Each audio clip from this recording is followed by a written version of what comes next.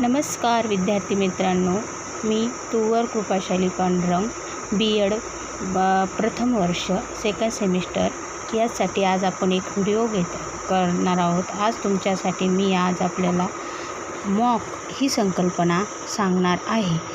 21व्या शतकात प्रस्तावना 21व्या शतकात शिक्षण क्षेत्रात तंत्रज्ञानामुळे अभूतपूर्व क्रांती झाली आहे। आजचे शिक्षण केवळ एक हे भिंतीपोते किंवा विशिष्ट मर्यादेपुरते मर्यादित राहिलेले नाही, तर आजीवन अध्ययन ही काळाची गरज बनलेली आहे। माहिती आणि तंत्रज्ञानाच्या प्रगतीमुळे जगातील सर्वोत्तम विद्यापीठांनी तंत्रज्ञानाचे ज्ञान आता घरबसल्या मिळणे शक्य झाले आहे आणि त्याचे सर्वात प्रभावी साधन म्हणजे मूक्स राष्ट्रीय शैक्षणिक धोरण NEP 2020 नुसार शैक्षणिक शिक्षकांनी स्वतःला सतत अद्ययावत ठेवणे अत्यंत गरजेचे आहे। भावी शिक्षक म्हणून नवीन शैक्षणिक प्रवाह समजून घेण्यासाठी साथ देण्याचा वापर करण्यासाठी मॉक कोर्सचा अत्यंत उपयुक्त आहे। या प्रात्यक्षिक मी एक मॉक प्लॅटफॉर्मचा आणि त्यावरील या कोर्सचा सविस्तर अभ्यास व शैक्षणिक विश्लेषण केले आहे। प्रात्यक्षिक उद्दिष्टे काय आहे मॉकची आपण पाहणार आहोत। मूक्स ही अभिन्न शैक्षणिक संकल्पना आणि तिची व्याप्ती सविस्तर समजून घेणे।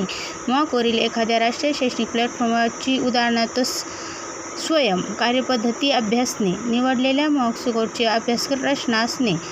आता मॉक संकल्पना म्हणजे काय, मूक्स म्हणजे काय, आपण हे आज सविस्तर वृत्त पाहणार आहोत। मूक्स या शब्दाचा पूर्ण अर्थ मिसिव्ह ओपन ऑनलाईन कोर्स असा होतो। ही संकल्पना म्हणजे 4 स्तंभावर उभी आहे। M म्हणजे मिसिव्ह म्हणजे प्रचंड, विस्तृत त्यानुसार आपण ही पाहणार आहोत। या कोर्सला प्रवेश घेणाऱ्या विद्यार्थ्यांच्या संख्येवर कोणत्याही मर्यादा नसते। एकाच वेळी जगातील हजारो किंवा लाखो विद्यार्थी या कोर्सला प्रवेश घेऊ शकतात। ओपन म्हणजे खुला, हे कोर्स सर्वांसाठी खुला असतो, त्यासाठी वयाची, भौगोलिक अंतराची किंवा दिशा विशिष्ट पूर्व शिक्षणाची कठोर अट नसते। तसेच हे कोर्स शिक्षणासाठी बहुतांश मोफत असतात। ऑनलाईन हे कोर्स पूर्णपणे इंटरनेटवर आधारित असतात।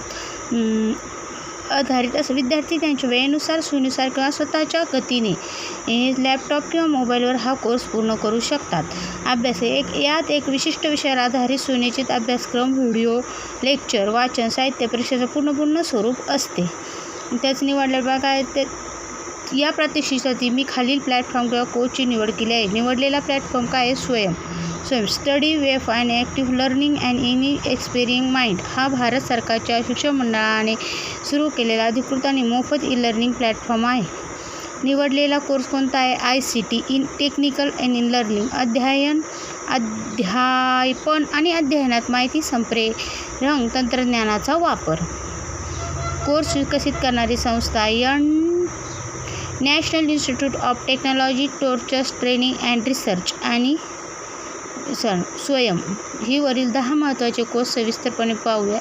10 कोर्स आहे स्वयंमध्ये अध्यापन आणि अध्ययन, ITCचा वापर करून समन्वय, कालावधी 12 आठवडे, उद्दिष्ट शिक्षकांना डिजिटल साधने, ऑनलाईन क्यूज आणि ई-लर्निंगच्या वर्गात प्रभावी करण्यासाठी सक्षम करणे, उपयुक्त शिक्षकांना स्वतःचे कंटेंट तयार करण्यासाठी आणि आधुनिक माध्यमांचा उपयोग करण्यासाठी प्रवेश मोफत, प्रमाणपत्र या अंतर्गत चाचणी किंवा 40% किंवा अंतिम 70% गुण मिळाले ते अनिवार्य। अशा प्रकारे आपण हे मॉकबद्दल बघितलेलं आहे। त्याच्या स्वयंचे 10 कोर्स आहे आणि त्याची तुलना आहे अभ्यासक्रमाची अध्यापनशास्त्र आहे। विद्यार्थ्यांचा सहभाग, इच्छांच्या मंच व सहयोगी अध्यापन या पद्धतीने केलेल्या मूल्यमापन पद्धती, आकारित मूल्यमापन आणि संकलित मूल्यमापन यावर आधारित असते आणि प्रमाणपत्र पण दिले जाते।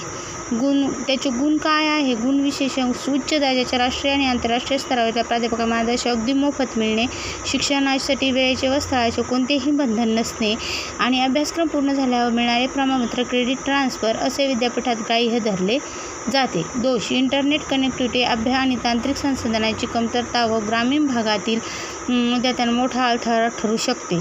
वर्गात शिक्षकांना प्रत्यक्ष संवाद होत नाही, त्यामुळे काही भावनिक जोड निर्माण होत नाही। हे दोष पण आहेत, त्यात गुण पण आहेत। आणि या सर्वांचा निकष काय असतो, या प्रात्यक्षिकात मला असे शिकायला मिळाले की 21व्या शतकातील मूक्स हे अभूतपूर्व क्रांती आणि स्वयं प्लॅटफॉर्म कोर्समुळे अधिक शिक्षकांना जागतिक दर्जाचे शिक्षण विनामूल्य मिळण्याची मोठी संधी उपलब्ध झालेली आहे। धन्यवाद।